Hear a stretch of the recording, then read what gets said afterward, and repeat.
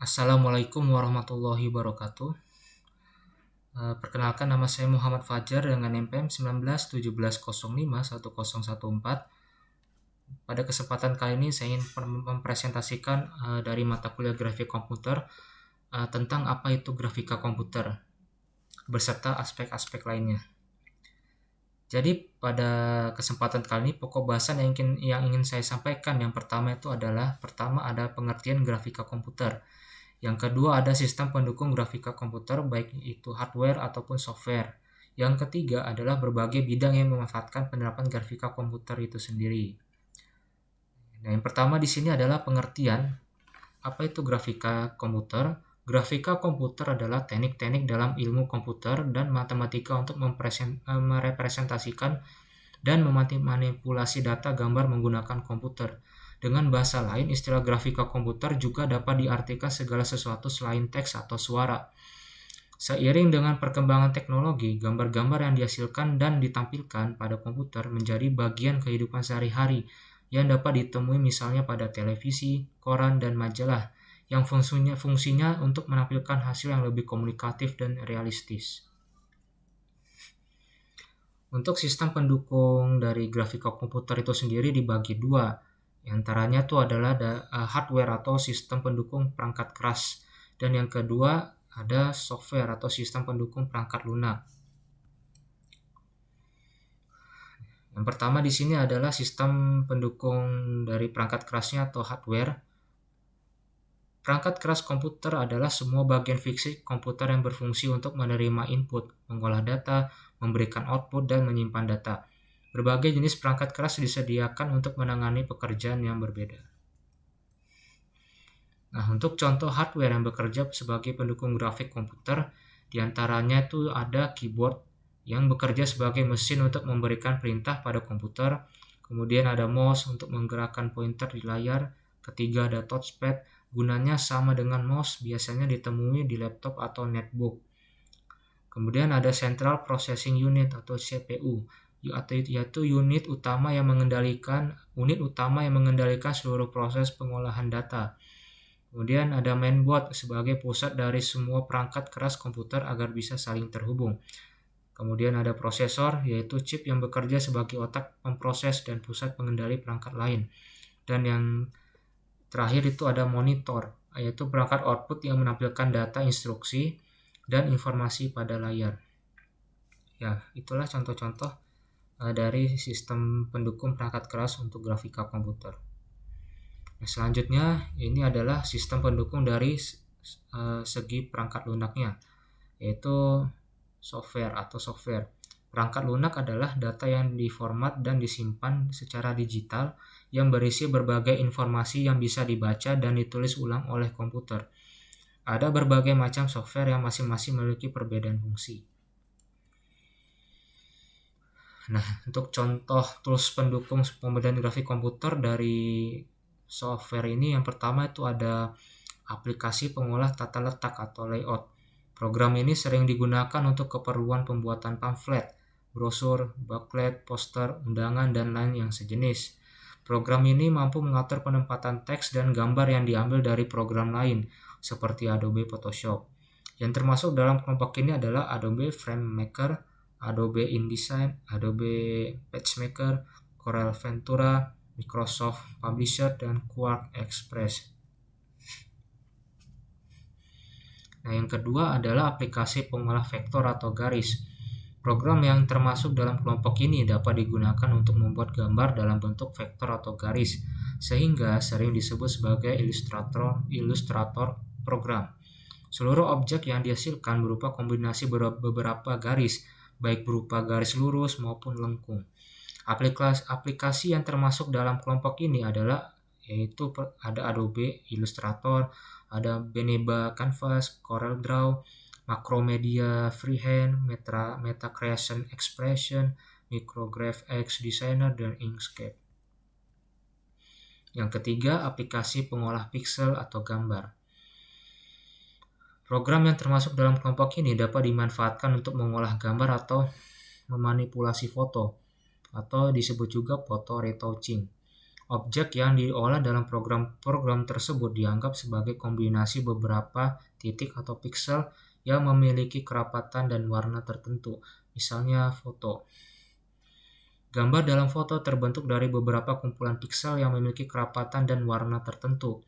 Meskipun begitu, program yang termasuk dalam kelompok ini dapat juga mengolah teks dan garis, akan tetapi dianggap sebagai kumpulan piksel. Objek yang diimpor dari program pengolah vektor atau garis setelah diolah dengan program pengolah piksel atau titik secara otomatis akan dikonversikan menjadi bentuk piksel atau titik.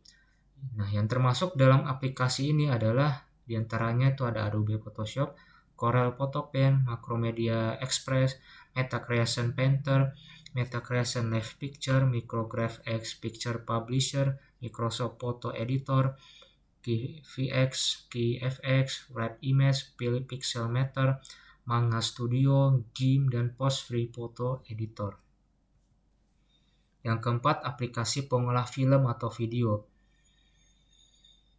Program yang termasuk dalam kelompok ini dapat dimanfaatkan untuk mengolah film dalam berbagai macam format. Pemberian judul teks seperti karaoke, teks terjemah, dan lain-lain juga dapat diolah menggunakan program ini. Umumnya pemberian efek khusus atau special effect seperti suara ledakan, bisingan peluru, ombak, dan lain-lain juga dapat dibuat menggunakan aplikasi ini. Yang termasuk dalam kategori ini adalah seperti Adobe After Effects, Power Director, Showbiz DVD, Ultimate Video Studio, Element Premiere, Easy Media Creator, Pinnacle Studio Plus, WinDVD Creator, Nero Ultra Edition, dan Camtasia Studio. Kelima, ini adalah aplikasi pengolah multimedia.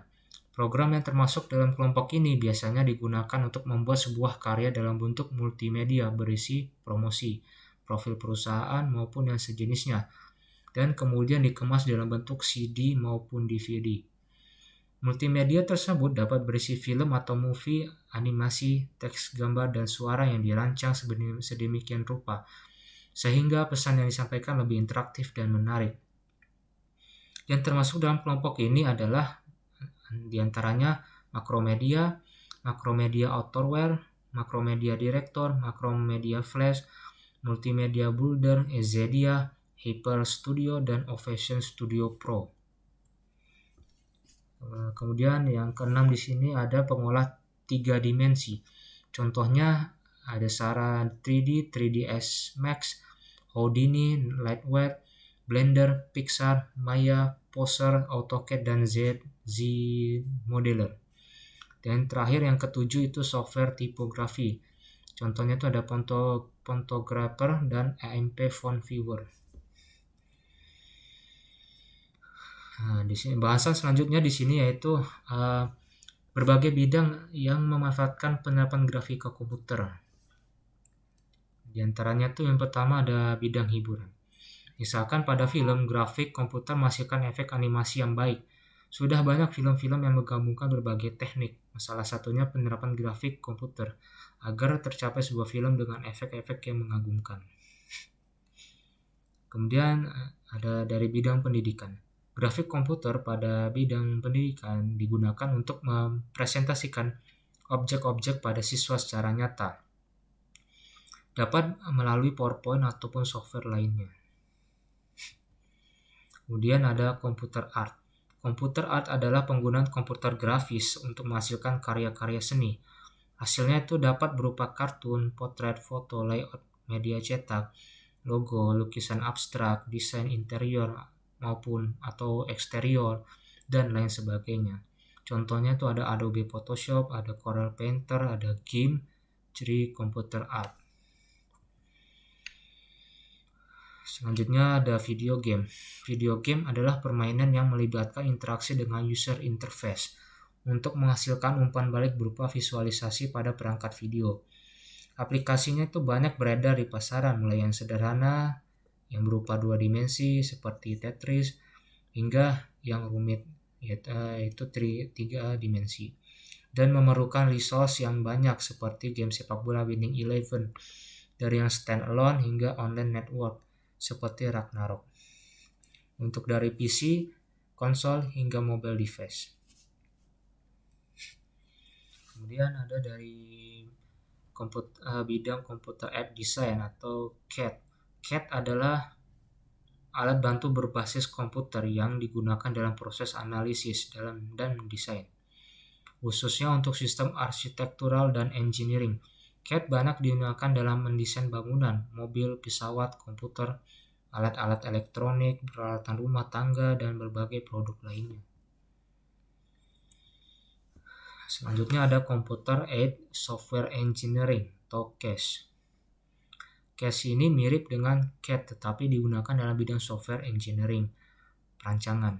CAS digunakan dalam memodelkan user requirement, pemodelan basis data, ada workflow dalam proses bisnis, struktur program, dan sebagainya. Contoh aplikasinya itu ada Rational ROS, Sybase Power Designer. Selanjutnya ada virtual reality. Virtual reality adalah lingkungan virtual yang seakan-akan begitu nyata di mata user. Dapat berinteraksi dengan objek-objek dalam suasana atau lingkungan 3 dimensi. Perangkat keras khusus digunakan untuk memberikan efek pemandangan 3 dimensi dan memampukan user berinteraksi dengan objek-objek yang ada dalam lingkungan. Contohnya itu ada aplikasi VR Parachute Trainer yang digunakan oleh AS Navy untuk latihan terjun payung.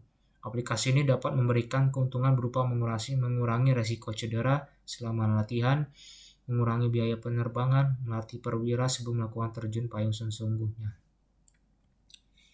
Selanjutnya ada visualisasi data. Visualisasi data adalah teknik-teknik membuat image, diagram atau animasi untuk mengkomunikasikan pesan. Visualisasi telah menjadi cara yang efektif dalam mengkomunikasikan baik data atau ide abstrak maupun nyata sejak permulaan manusia. Contohnya itu ada visualisasi dari struktur protein, struktur status website, dan visualisasi hasil data mining. Oke, baik, terima kasih. Sekian dari presentasi saya pada kesempatan kali ini. Semoga bermanfaat. Wassalamualaikum warahmatullahi wabarakatuh.